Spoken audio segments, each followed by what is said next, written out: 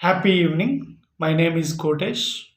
My mentor Ravikumar sir మరియు శ్యామ్ రాథోడ్ సార్కి స్ఫూర్తి టీం సభ్యులందరికీ ప్రత్యేక ధన్యవాదాలు.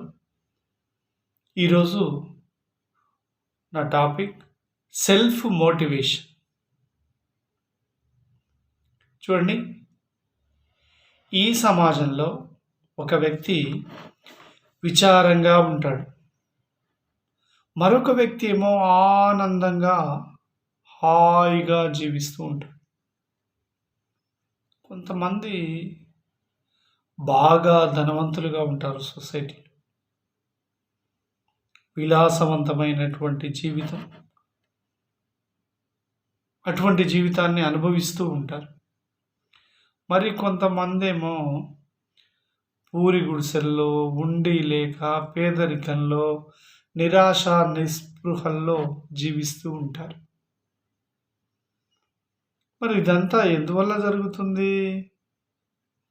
ఒక వ్యక్తి ఏమో ఆరోగ్యంగా, ఆనందంగా, ఆత్మవిశ్వాసంతో హాయిగా జీవిస్తాడు. మరొక కొంతమంది ఏమో జబ్బులతోని, నిత్యం రోగాలతోని, ఒకటే నిరాశ నిస్పృహలతోని బాధపడుతూ జీవితాన్ని వెళ్ళబుచ్చుతూ ఉంటారు, ఉండి లేక గడుపుతూ ఉంటారు. ఇదంతా కూడా ఎందువల్ల జరుగుతుంది? కొంతమంది మంచి వాళ్ళు కూడా మానసికంగా బాధపడుతూ ఉంటారు. కానీ చెడ్డవాళ్ళేమో అవినీతి పరులైనా కానీ అభివృద్ధి చెందుతూ హాయిగా సంతోషంగా జీవిస్తూ ఉంటారు. ఎక్కడుంది ఇది? ఎందువల్ల ఇట్లా జరుగుతుంది? మరి దీని గురించి తెలుసుకుందాం.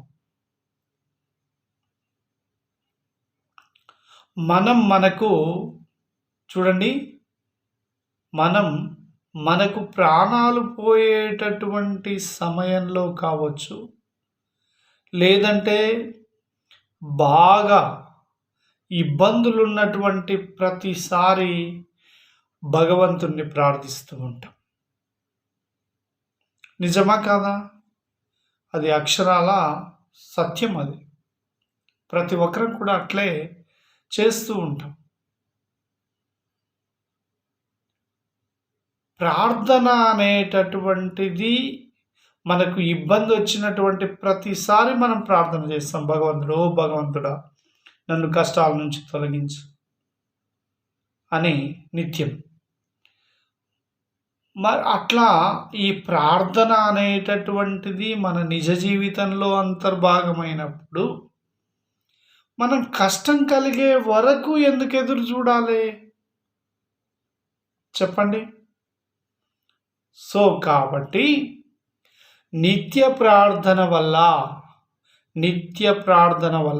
నిత్య భగవత్ స్మరణ చేయడం వల్ల కష్టాల నుండి విముక్తి పొందవచ్చు కదా. సత్యమే కదా. మరి ఈ కష్టాలు కమ్ముకున్న దాకా ఎందుకు ఎదురు చూడాలి? మీరే యోచించండి. ప్రార్థన మన నమ్మకం మీద ఆధారపడి ఉంటుంది. నమ్మకం అనేటటువంటి నియమమే జీవితానికి నియమం.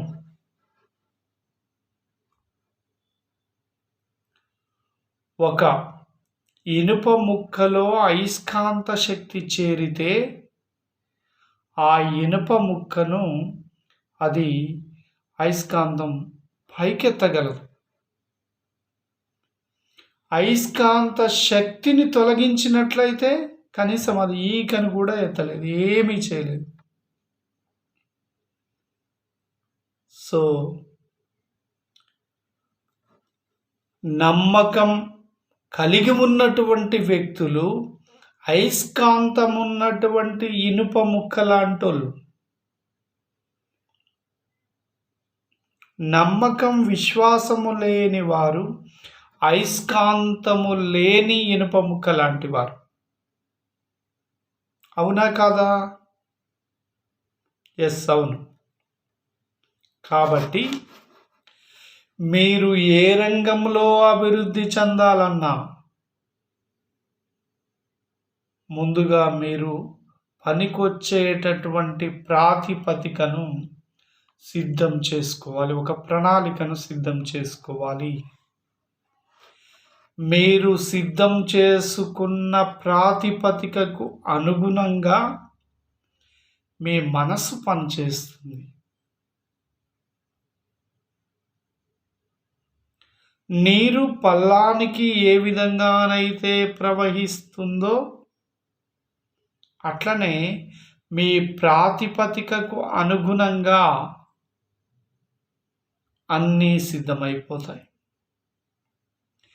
మీ ఆలోచనలకు, ఆకాంక్షలకు సమాధానం అనేది తప్పక లభిస్తుంది. మరి నమ్మకం అంటే ఏమిటో, అది ఎలా పనిచేస్తుందో బైబిల్లో చెప్పబడింది. కొన్ని వాక్యాలలో బైబిల్లో చెప్పబడింది ఈ నమ్మకం గురించి. మనస్సులో ఎటువంటి సందేహం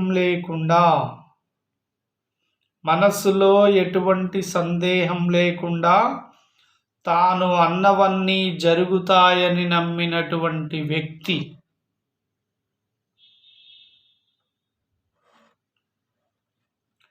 ఒక పర్వతంతో